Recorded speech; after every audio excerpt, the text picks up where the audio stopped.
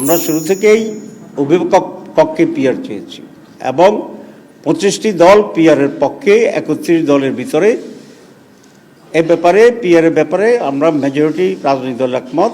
একটু ডিফারেন্স হচ্ছে এই 25 দলের ভিতরে যারা ঐক্য কমিশনে অংশগ্রহণ করেছিল 31টি দল, অনেকেই আপার হাউসে পিআর চেয়েছেন, আমরা এবং আরও কিছু দল দুই কক্ষেই পিআর চেয়েছি, আপারের লোয়ার।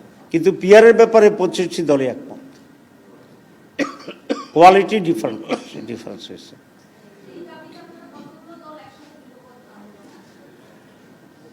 এই দাবিতে আমরা যারা পিআরের পক্ষে আছে সকলের সাথে আমরা আলাপ আলোচনা করছি এবং সকলেই যাতে এটা আদায়ের জন্য আমরা তো এখনও নেগোসিয়েশনে আছি, সরকারের কাছে মৌখিকভাবে বলছি, ছোটোখাটো দাবি জানাচ্ছি।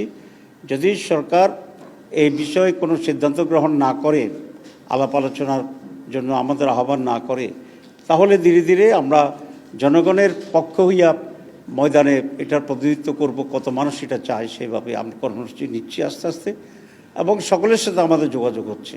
আমরা প্রথম কথা হচ্ছে ইলেকশন কমিশন যে বক্তব্য রেখেছেন তার বক্তব্যটা বিভ্রান্তিমূলক। এই কারণে যে আমাদের সংবিধানে প্রতি 5 বছর পর নির্বাচন হবে এই কথাটি লেখা আছে, কিন্তু কোন পদ্ধতিতে নির্বাচন হবে এই কথাটি লেখা নাই। এখন আমরা অতীতে একটা পদ্ধতিতে নির্বাচন করে আসছি এবং সেই হিসাবে এবারও সেই পদ্ধতির কথা বলেছি, কিন্তু এবার যে নতুন করে আমরা পিআরের দাবি করেছি, সুতরাং এখানে দুইটি পদ্ধতির এখানে প্রপোজাল, একটা ট্রেডিশনাল পদ্ধতি, একটা পিআর পদ্ধতি। সুতরাং ইলেকশন কমিশন যে কথা বলছে যে ট্রেডিশনাল পদ্ধতিতে নির্বাচন করা, এটাও সংবিধান।